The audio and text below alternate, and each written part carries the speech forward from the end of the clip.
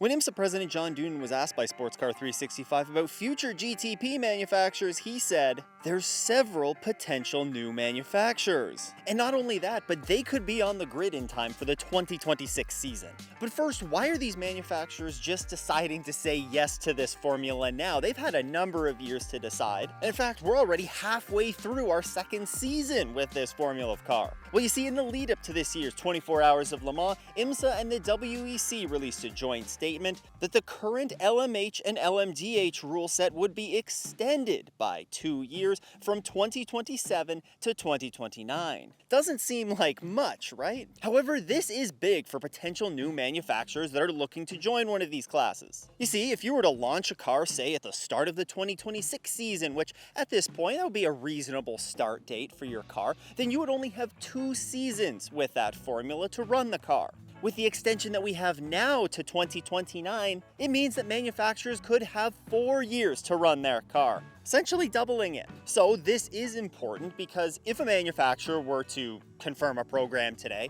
it would essentially guarantee them about 4 years of operating time for one of these cars. And they'd be joining an already very healthy pool of manufacturers. Here on the IMSA side, you have Acura, BMW, Cadillac, Lamborghini, and Porsche. While in the WEC, you have all of the IMSA manufacturers, minus Acura anyway. Plus you have Toyota, Ferrari, Peugeot, probably butchered that one again, Alpine, and Isotta Fraschini. I mean, that's a pretty darn healthy pool of cars and a healthy pool of manufacturers. But to add to that pool, there are 3 more that I want to talk about today, and the first one is Ford. The iconic North American manufacturer is no stranger to the racing scene. In 2024, they rejoined the WEC and the IMSA WeatherTech ranks with their Ford Mustang GT3. However, in the past, they've found plenty of success with the iconic Ford GT on both sides of the Atlantic, and in the Daytona prototype days, where they powered various cars to numerous wins and championships. Sure, powering a Daytona prototype versus building an LMDh is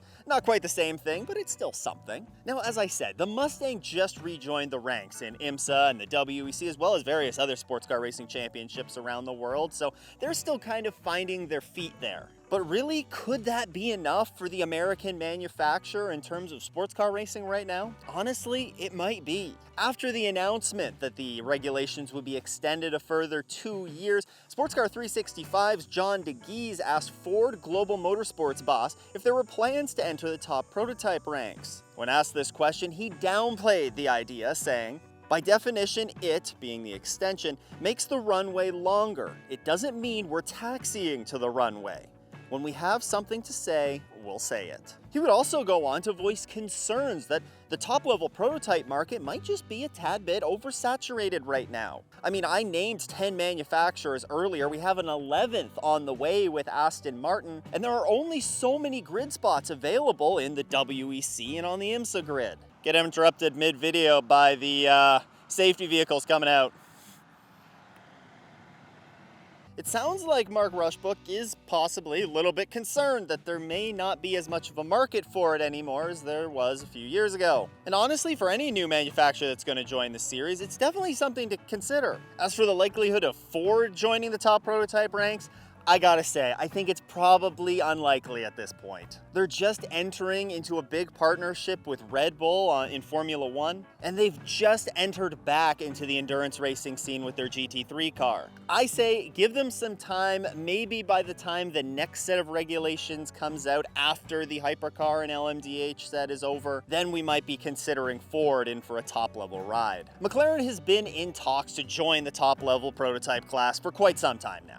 The recent announcement of the extension makes it even more likely that they could be joining the ranks with a prototype of their own. However, McLaren Racing CEO Zak Brown had recently downplayed the idea of this happening, considering there was going to be a very short possible lifespan for the car, only until 2027 perhaps. However, with this recent announcement of the extension, it seems that some of those concerns might be able to be put to rest. When asked about it, Brown cited this extension as being able to give themselves a little bit more runway and a little bit more breathing room when trying to decide on whether to go for a program or not. Alright, so I know what you're thinking. It's not really crazy new news that we're hearing that McLaren might be interested in creating an LMDh or an LMH spec car. However, it's far from a guarantee that they're are going to be joining the grid, even with these recent comments. This tow truck's going to back in behind me.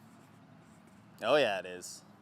Beep, beep, beep, beep. Oh, do I got 2 of them? However, of the 3 manufacturers that I will talk about today, I think the McLaren joining is possibly the most likely. For me, there's 3 things that stand out about them. First, they have fewer strings attached than some of these large automakers that are also considering entering. I mean, Zach Brown has flat out said that the McLaren racing operation is profitable for McLaren overall. It's understandably kind of unclear as to exactly how profitable it is, but if your racing program isn't coming out of a marketing budget and isn't a pure loss, if you're able to recoup a significant amount of that investment, then you have to think that makes it quite a bit easier to greenlight a program as a company. Not to mention, McLaren's standing in the motorsport world right now is quite high. Everywhere you look, you see people wearing McLaren gear, whether it be their F1 program, their IndyCar program, or one of their other various racing programs. And a top flight sports car racing team would kind of be the cherry on top. However, I might be a bit biased. I think another big thing to consider with them is just their existing racing operations. Even if you set aside their Formula One team and their IndyCar team,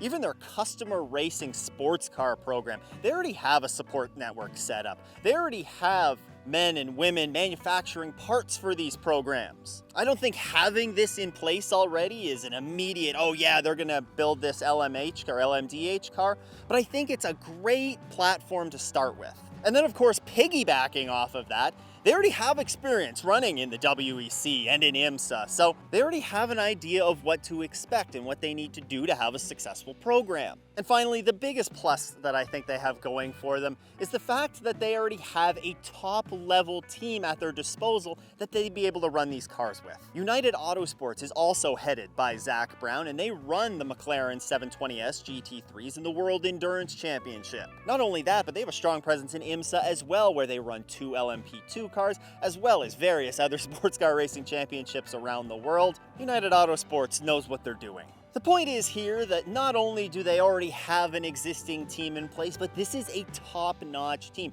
Arguably a team that's already on par with many of the factory programs that we see on track today, or at the very least, many of the current factory programs that were LMP2 programs just a couple years ago. All right, and then there's Hyundai. The Korean manufacturer has probably the least amount of sports car racing experience of the 3. Actually, outside of their TCR program, I'm not really aware of a lot of sports car racing experience that they have. However, that has not stopped them from being perhaps the biggest potential name thrown around in these who could be joining the LMH LMDh conversations. Hyundai has long been rumored to be interested in one of these top flight prototypes, especially when it comes to hydrogen power, but it seems that a decision on the program might be coming very shortly. Sportscar 365 and Daily Sports Car, both very reputable sources in the sports car racing news industry, have both indicated that the brand could enter an LMDh car perhaps as early as 2026. Adding more fuel to the fire here is that Hyundai Motorsport team principal Cyril Abiteboul, I think I got that one right. Well, Cyril was at Le Mans, and you know talks are probably getting somewhere when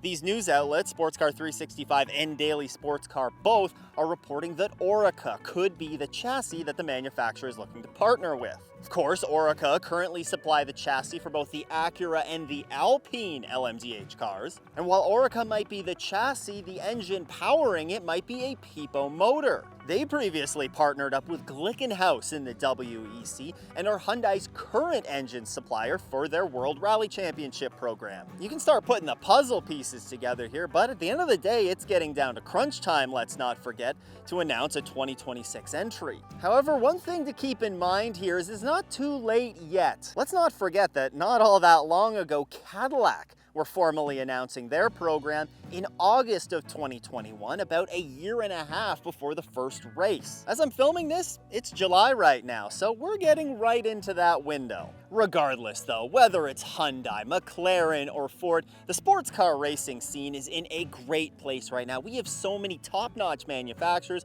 so many competitive cars, and there look to be healthy grids for the foreseeable future. However, these aren't the only cars that are looking to join the grid in the coming years. You can check out even more right here. Huge shout out to all the Patreon supporters. If you too want to support the show, then you can head to patreon.com/offinthe or click the join button below. Once again though, thanks for tuning in. I hope everyone has a great race weekend and doesn't go off in the S's.